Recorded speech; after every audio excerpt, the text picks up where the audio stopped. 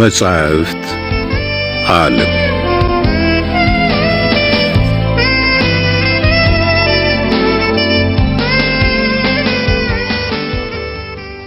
እፎይታ።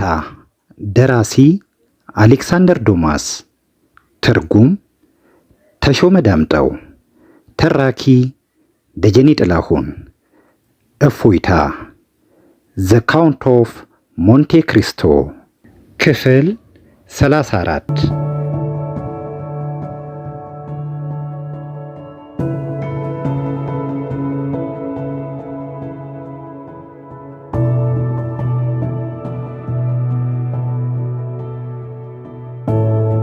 በማግስቱ የሞንቴ ክሪስቶን ደራሲ ራሱ ወደ ወጣቶቹ ክፍል በመሄድ ወንድሞቼ፣ የመጣሁት ካሁን ጀምሮ በዓሉ እስከሚጠናቀቅበት ቀን ድረስ ሰረገላዬን እንደፈቀድኩላችሁ ለመግለጽ ነው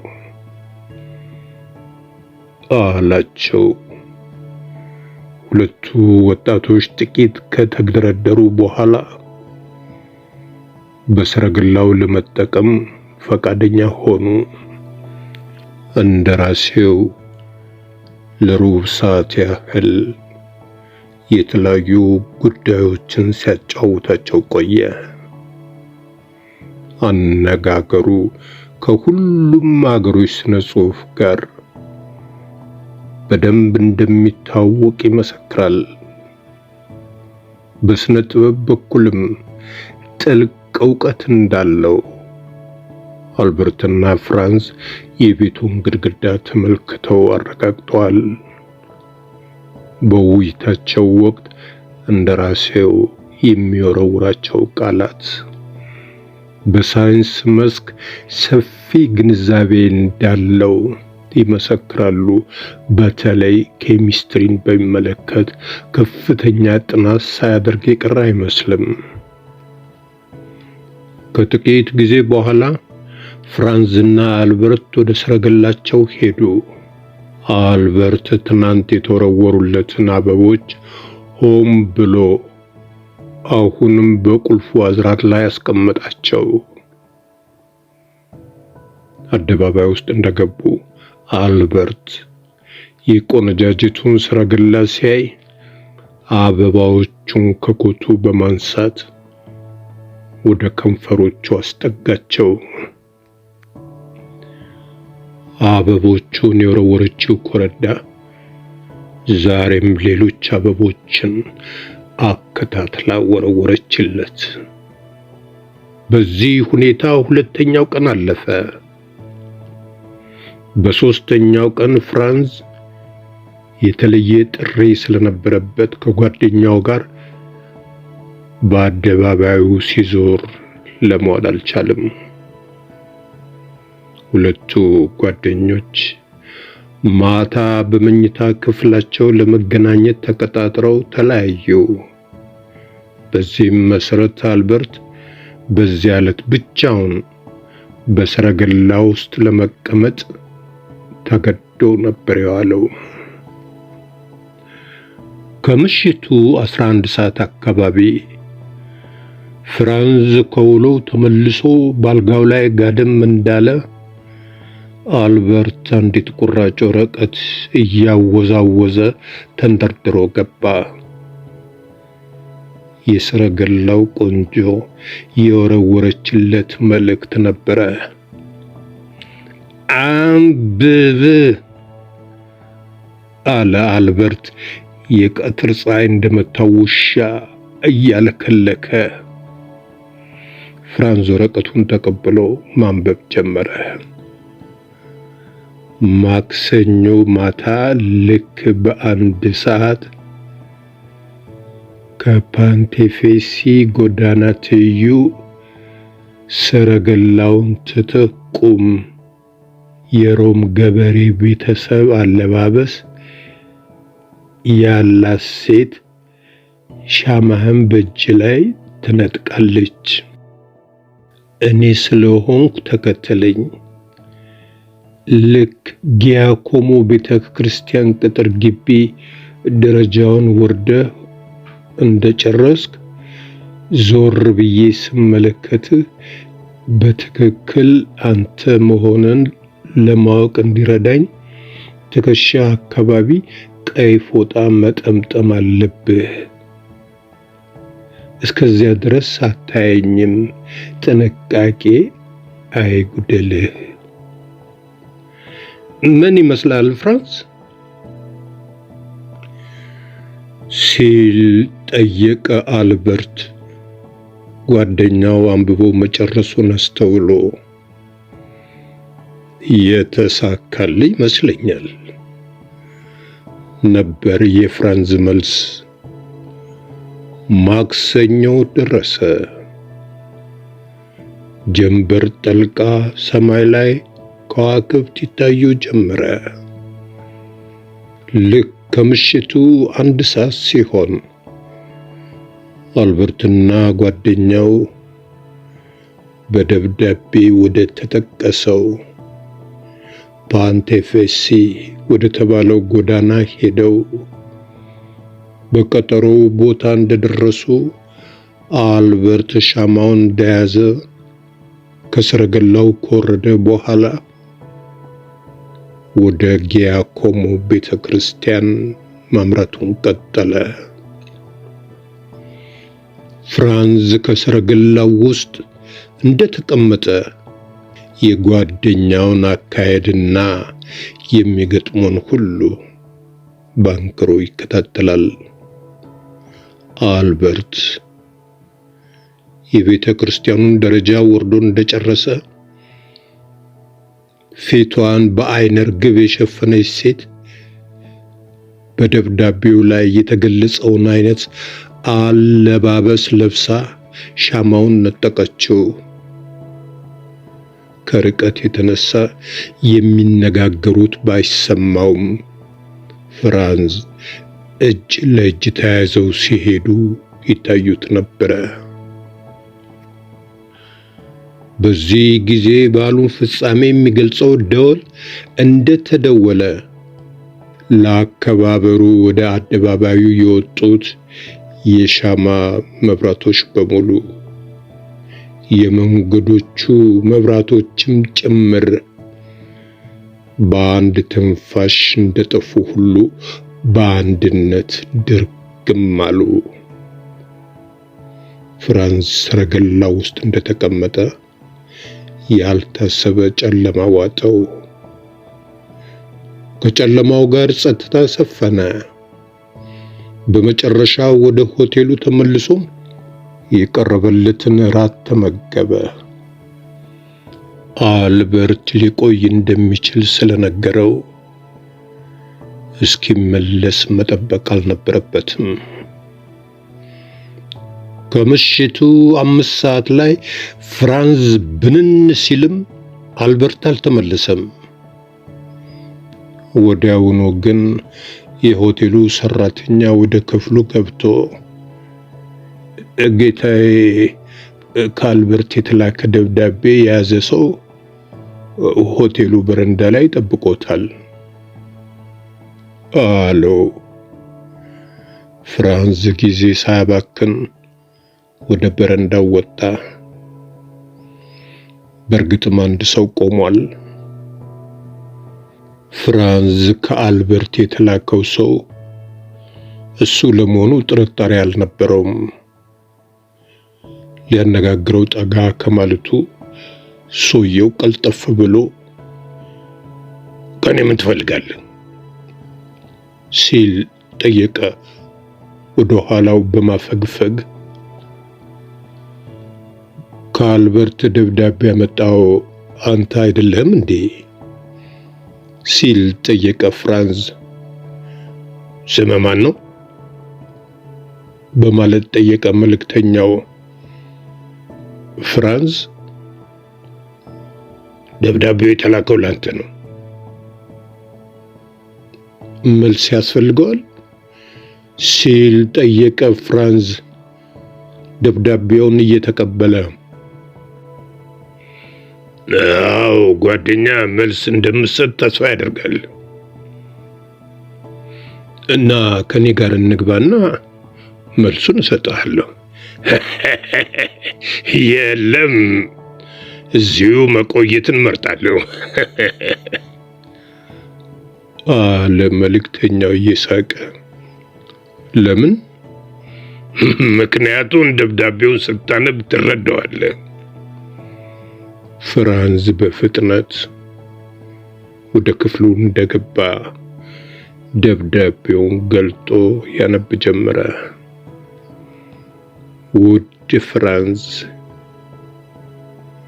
ይህን ደብዳቤ እንዳነበብክ ከጠረጴዛው መሳቢያ ከሚገኘው ቦርሳዬ ውስጥ የፈረምኩበት ቼክ ታገኛለህ።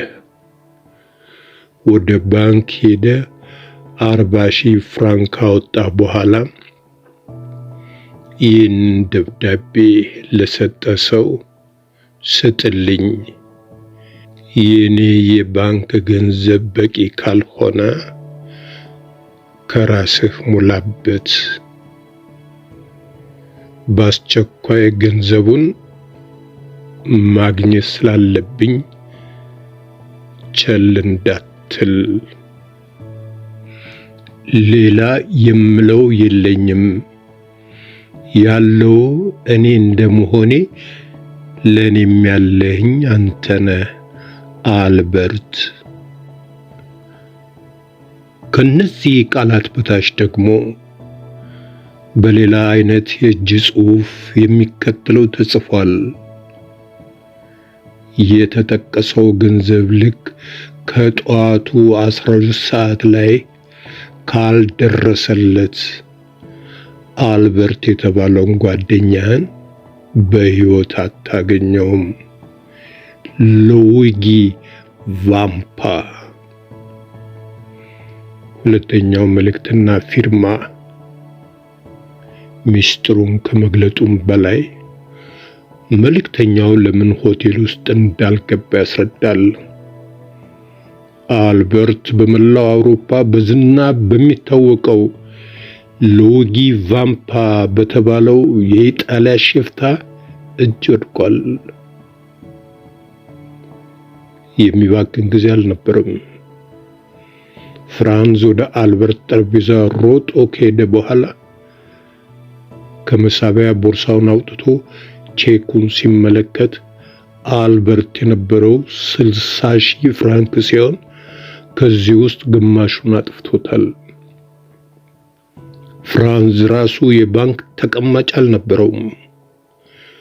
ወደ 10,000 ፍራንክ የሚደርስ ገንዘብ ያስፈልገዋል። ጥቂት እንዳሰበ የሞንቴ ክሪስቶን ደራሲ ትዝ አለው። በዚያ ቅጽበት ፓስትሪኒ ወደ ክፍሉ ገባ። ፓስትሪኒ አለ ፍራንዝ ተቻኩሎ። እንደራሴው ክፍላቸው ውስጥ መኖራቸውን ታውቃለህ? አዎ ጌታዬ፣ አሁን ሲገቡ አይቻቸዋለሁ። እንግዲያውስ እስኪ እባክህ ላነጋግራቸው እችል እንደው ጠይቅልኝ። ፓስትሪኒ በፍጥነት ወደ እንደራሴው መኖሪያ ከሄደ በኋላ በጥቂት ደቂቃዎች ውስጥ ተመለሰ። እንደራሴው ይጠብቀዋል አለ። እንደራሴው ፍራንዝ ከዚህ በፊት አይቶት በማያውቀውና ዙሪያውም በርጩማዎች በሞሉት ትንሽ ክፍል ውስጥ ተቀምጦ ነበረ። ምን የተመረቀ ንፋስ በዚህ ሰዓት እዚህ ስፍራ ጣለ እባክህ አለ እንደራሴው። እራት ልትጋብዘኝ ፈልገህ ከሆነ በደስታ እቀበላለሁ። አይደለም ጌታዬ፣ እጅግ በጣም አሳሳቢ ጉዳይ ነው ያመጣኝ። ለመሆኑ ብቻችንን ነን? እንደራሴው ወደ በር ሄዶ ከተመለሰ በኋላ ብቻችንን ነን አለን። ፍራንዝ ከአልበርት የተጻፈለትን ደብዳቤ ለእንደራሴው ከሰጠው በኋላ ያንብቡት እስኪ አለ። ከዚያም እንደራሴው አንብቦ እንደጨረሰ ምን ይመስሎታል ሲል ጠየቀ። እንደራሴው ለጥቂት ጊዜ ዝም እንዳለ በሐሳብ ተዋጠ። ደብዳቤውን የሰጠ ሰው የት አለ? አለ በመጨረሻው። በረንዳ ላይ። እስኪ ልጥራው። ከንቱ አይድከሙ፣ እምቢ ብሎኛል። ምናልባት ወደ አንተ ክፍል ለመግባት ይሆናል እምቢ ያለው አለ እንደራሴው። ወደ እኔ ለመምጣት ግን አቅማማም።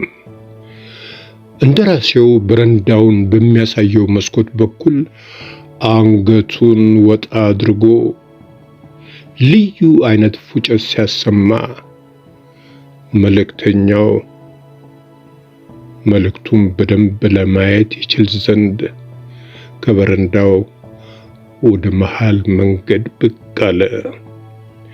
ፈጠን በል አለ እንደራሴው ፖሊስ ወንጀለኛም በሚያነጋግርበት ያነጋገር ቃና። ከጥቂት ሴኮንዶች በኋላ መልእክተኛው የእንደራሴውን በር አንኳኳ።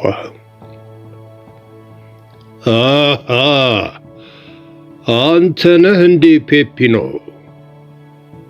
አለ እንደራሴው።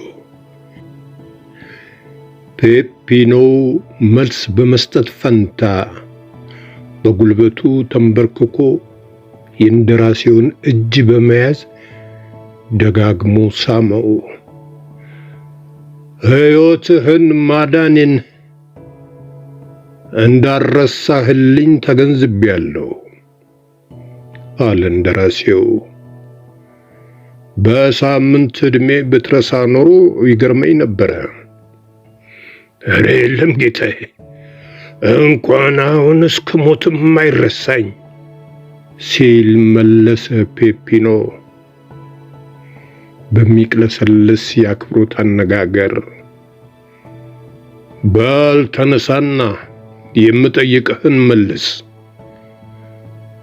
በማለት እንደራሴው ሲናገር ፔፒኖ ፍራንዝም በጨረፍታ ተመለከተው። ሰውየውን ፈርተህ ነው? ጓደኛዬ ነው አለ እንደራሴው። እሺ አለ ፔፒኖ። ይጠይቁኝና ልመልሳ። አልበርት እንዴት ነው በሉዊጊ ቫምፓ እጅ ወደቀው? ጌታዬ፣ የፈረንሳዩ ሰረገላ በተደጋጋሚ የእመቤት ቴሬሳን ሰረገላ ይከታተል ነበረ። ቴሬሳ ማለት የሉዊጊ ቫምፓ ባለቤት? አዎ፣ በወቅቱ ባለቤቷም አብሯት ነበረ። ፈረንሳዩ አይኑን በሷ ላይ ሲጥል ባልና ሚስት ከፈረንሳዩ ጋር አበባ በመወራወር ይቀልዱ ነበረ። ምን አለ ፍራንዝ። ሉዊጊ ቫምፓ ራሱ እዚያ ሰረገላ ውስጥ ነበር? ራሳቸውን ሾፌር አስመስለው ይነዱ ነበረ ሲል መለሰ ፔፒኖ። ታዲያ በሳቸውና በቴሬሳ ምክክር ለፈረንሳዩ የቀጠሮ ደብዳቤ ተወረወረለት። ነገር ግን በቀጠሮ ቦታ ጊያኮሞ ቤተ ክርስቲያን ለፈረንሳዩ ቀጠሮ የተላከችው ቴሬሳ ሳትሆን ቤፓ የተባለው ወጠምሻ ነበረ። ምን አለ ፍራንዝ እንደገና። ሻማውን የነጠቀችው የሮም ገበሬ ልብስ የለበሰች ሴት የ18 ዓመት ወጣት ነበረ አለ ፔፒኖ ቀበል አድርጎ። ሆኖም ጓደኛ ይህን ያህል አፍረት እንዲሰማ አያስፈልግም። ቤፓ የምልህ ልጅ ሌሎችንም ማርኮ ወስዷል። ታዲያ ቤፓ ከከተማው ውጭ ወሰደው ሲል ጠየቀ እንደራሴው ጣልቃ ገብቶ። አዎ ጌታዬ በማለት ፔፒኖ በመጀመሪያ ቤፓ አልበርትን እንዴት ልጃገረድ መስሎ እንደወሰደውና በመጨረሻ ግን ከከተማ ውጪ ሲደርሱ ሽጉጥ ግንባሩ ላይ እንደደቀነበት አልበርት ራሱን ለመከላከል በመሞከር ላይ እንዳለ ሌሎች የቤፓ ጓዶች መድረሳቸውንና ተባብረው አልበርትን ቴሬሳና ሉዊጊ ቫምፓ ወደሚገኝበት ምሽግ መውሰዳቸውን አብራራ።